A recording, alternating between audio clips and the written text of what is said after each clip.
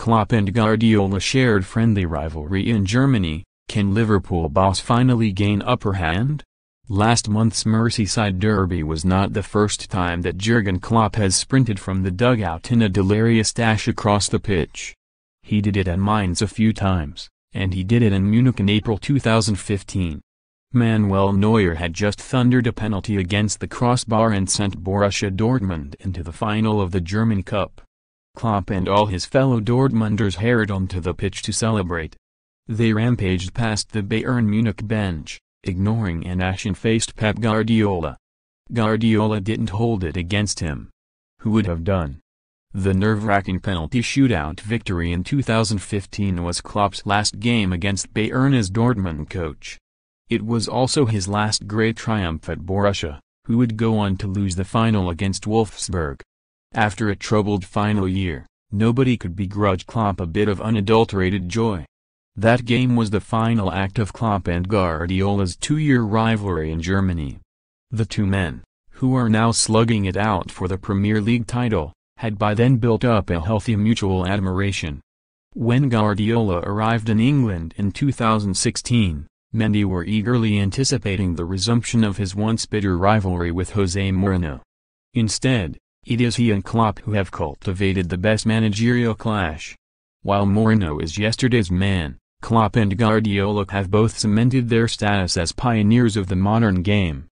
Their relationship is also a good deal more chummy than the eye-gouging antagonism which once reigned between Guardiola and Mourinho. Both men have repeatedly lavished praise on the other, and described each other on occasion as the best in the world. If they ever have a dig at each other, it is more likely to be in jest. I don't read. I start reading, and before I know it, I'm reading about Jurgen Klopp, joked Guardiola at a recent event at the University of Liverpool. I can't be FD with that. The audience laughed, just as everyone had laughed in 2013. When Klopp was preparing to take on Guardiola for the first time in the German Super Cup. Asked on TV what he thought of the new Bayern coach, Klopp quipped, "He looks good. He has a very nice figure." That game, which ended in a resounding 4-2 win for Klopp, was the beginning of a rivalry which, in theory, is irresistible, a clash of two coaches who innovated two very different but equally enthralling styles of attacking football.